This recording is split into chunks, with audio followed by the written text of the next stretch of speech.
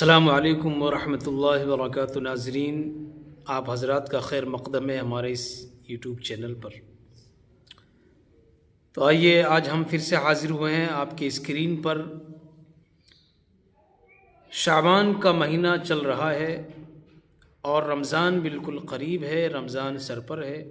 شعبان کے مہینے میں اللہ کے نبی کا اس مہینے میں کیا معمول تھا، کیا عمل تھا، اور ایک جو رات اس میں آتی ہے شب برات کے نام سے، اس رات کی کیا فضیلت ہے، کیا اہمیت ہے، اللہ کے نبی نے اس کے بارے میں کیا فرمایا، احادیث کیا کہتی ہے، قرآن کیا کہتا ہے اس رات کے متعلق۔ تو آئیے سنتے ہیں ہم حضرت مولانا محمد الیاس گمن صاحب کو کیا فرماتے ہیں اپنے بیان میں۔ آئیے سنتے ہیں۔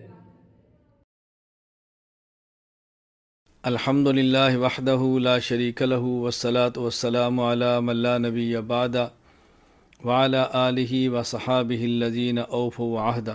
عن علی بن ابی طالب رضی اللہ عنہ قال قال رسول اللہ صلی اللہ علیہ وسلم اذا كانت لیلۃ النصف من الشعبان اذا كانت لیلۃ النصف من شعبان فقوموا لیلہا وصوموا نہارہا او کما قال۔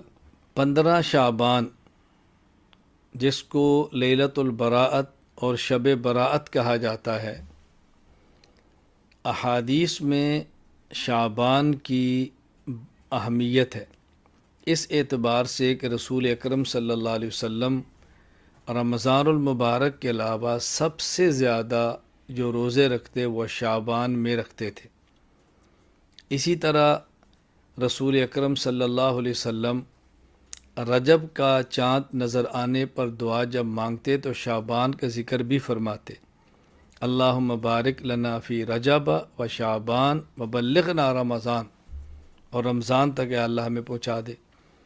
اسی طرح حضور اکرم صلی اللہ علیہ وسلم کا ارشاد ہے، آپ نے فرمایا احسو ہلال شعبان لرمضان، کہ شعبان کا جو چاند ہے اس کو اچھی طرح محفوظ رکھو، اس کا حساب کرو رمضان کے لیے۔ تو چونکہ شعبان رمضان کا مقدمہ ہے، شعبان رمضان کی تمہید ہے، شعبان رمضان المبارک کی تیاری ہے، اس کی خاص اہمیت احادیث کے اندر آئی ہے۔ پھر شعبان میں 15 شعبان یعنی 15ویں رات، اس کو لیلۃ البراءت کہا جاتا ہے عربی میں، اور ہمارے اس کو شب براءت کہتے ہیں۔ یعنی یہ وہ رات ہے کہ جس میں اللہ تعالیٰ خصوصیت سے توبہ قبول فرماتے ہیں، لوگوں گناہوں کو معاف فرماتے ہیں، اللہ تعالیٰ رحمت عطا فرماتے ہیں اس رات کو۔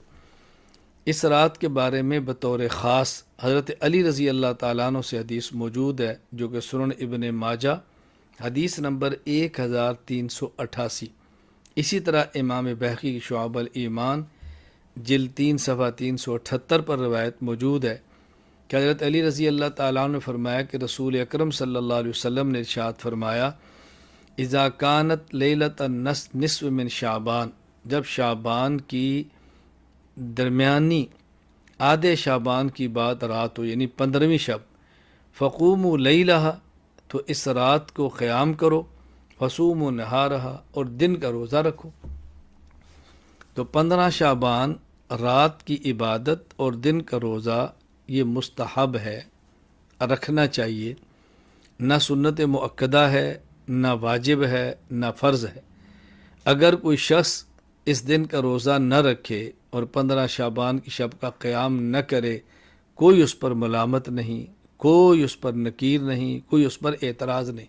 اگر کوئی رکھتا ہے تو بہت اچھا کرتا ہے، لیکن اس رات کو قیام اجتماعی کرنا، نوافل کی جماعت کرانا، باقاعدہ تداعی کر کے لوگوں کو دعوت دینا، یہ مناسب نہیں۔ اسی طرح باقاعدہ شعبان کے روزے کے لیے رمضان کے روزے کی طرح عمومی سحری کے اعلان کرنا، عمومی افطاری کے اعلان کرنا، سحری افطاری کا اہتمام کرنا، یہ مناسب نہیں۔ یہ عبادت ہے، اجتماعی نہیں، انفرادی ہے، فرض واجب سنت مؤکدہ نہیں، بلکہ زیادہ سے زیادہ مستحب کے درجے میں ہے۔ اگر کوئی کرتا ہے تو بہت اچھی بات ہے۔ ہمارے بہت سارے مشائخ سے اس رات کا قیام بھی ثابت ہے، رات کی اہمیت کے پیش نظر عبادت بھی ثابت ہے۔ اللہ تعالیٰ توفیق عطا فرمائے تو کرنی چاہیے۔ ہاں ایک بات کا بطور خاص خیال رکھیں کہ بعض لوگ وہ ہیں جن کے بارے میں رسول اکرم صلی اللہ علیہ وسلم کا ارشاد ہے کہ ان کی اس رات بھی مغفرت نہیں ہوتی۔ ہمیں اس سے بچنا ہے کہ ہم اس فہرست کے اندر شامل نہ ہوں۔ یہ حدیث شعب الایمان للبیہقی کے اندر موجود ہے، حدیث نمبر 3556۔ الترغیب والترہیب کے اندر موجود ہے، حدیث نمبر 1547، کہ نبی کریم صلی اللہ علیہ وسلم فرماتے ہیں جبرائیل میرے پاس آئے، اتانی جبرائیل علیہ السلام فقال هذه لیلۃ النصف من شعبان، یہ شعبان کی درمیانی شب ہے، یعنی 15ویں شب ہے۔ وَلِلَّهِ فِيهَا عُتَقَاءُ مِنَ النَّارِ بِعَدَدِ شُعُورِ غَنَمِ كَلْبٍ، بنی کلب کی بکریوں کے بالوں کے برابر، یعنی بہت بڑی تعداد میں اللہ تعالیٰ جہنم سے لوگوں کو آزادی کا فیصلہ فرماتے ہیں۔ لیکن لا ينظر اللہ فیہا الی مشرک و الی مشاجع ولا الی قاطع رحم ولا الی مسبل ولا الی عاقل لوالدی ولا الی مدمن خمر۔ یہ 6 لوگ ایسے ہیں کہ جن کی طرف اللہ تعالیٰ رحمت کی نظر سے نہیں دیکھتے۔ نمبر 1 مشرک، نمبر 2 کینہ رکھنے والا، نمبر 2 رشتہ داروں سے تعلقات کو ختم کرنے والا، نمبر 4 شلوار ٹخنوں سے نیچے رکھنے والا، نمبر 5 والدین کی نافرمانی کرنے والا، نمبر 6 شراب کا عادی۔ اللہ تعالی ہماری حفاظت فرمائے۔ کس قدر افسوس کی بات ہے، کس قدر دکھ کی بات ہے، محرومی کی بات ہے کہ اس رات بھی انسان اللہ تعالیٰ کی نظر رحمت سے محروم ہو جائے اور انسان کی مغفرت نہ ہو سکے۔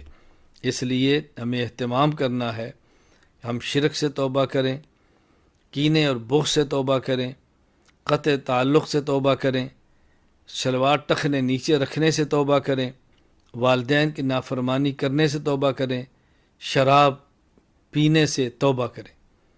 اگر کوئی شخص اس گناہ کے اندر ملوث ہے توبہ کر لے، آئندہ اس گناہ کو نہ کرنے کا فیصلہ کر لے، سچی پکی توبہ کرے۔ بہرحال میری گفتگو کا خلاصہ یہ ہے، 15 شعبان شب براءت لیلۃ البراءت کی رات عبادت بھی کر سکتے ہیں، 15 شعبان کو روزہ بھی رکھ سکتے ہیں۔ نہ تو اجتماعی عبادات کا اہتمام کریں، اجتماعی کا معنی کہ باقاعدہ اعلان کریں، تداعی کریں، اشتہار چھپا کے جمع کریں، انفرادی عبادت ہے۔ ہاں اگر اتفاقاً کچھ لوگ جمع ہو گئے ہیں، آپ نے تلاوت بیٹھ کے کر لی ہے، ذکر کر لیا ہے، اللہ کا نام لے لیا ہے، بیان ہو گیا ہے، سن لے، تو اس میں کوئی حرج نہیں ہے۔ ہاں لوگوں کو جمع کر کے بیان کرنا، سمجھانا، یہ ایک الگ چیز ہے۔ تو عبادت کرنے میں حرج نہیں ہے، مستحب ہے، کرنی چاہیے، لیکن اس کو ضروری نہ سمجھیں، خاص کھانے نہ پکائیں، اور جو عبادت کا اہتمام نہیں کرتا اس کو مجرم نہ سمجھیں، غلط نگاہ سے نہ دیکھیں، اور توبہ کا بہت زیادہ اہتمام کریں۔ اللہ تعالی ہمیں اس رات کا اہتمام، اللہ تعالی اس رات کی عبادت، اس رات کا قیام کرنے کی توفیق دے، اور اللہ تعالیٰ 15ویں شعبان کے روزے کی توفیق عطا فرمائے۔ ہاں یہ کر لیں کہ سب سے بہترین بات عشاء کی نماز جماعت کے ساتھ پڑھیں، اس کے بعد کوئی گناہ نہ کریں، کچھ تلاوت کریں، ذکر کریں اور سو جائیں۔ صبح اٹھ کے تہجد پڑھیں، پھر وتر پڑھیں، اور یوں فجر کی نماز تک خود کو اعمال کے اندر مشغول رکھیں، جماعت کے ساتھ عشاء کی نماز، جماعت کے ساتھ فجر کی نماز۔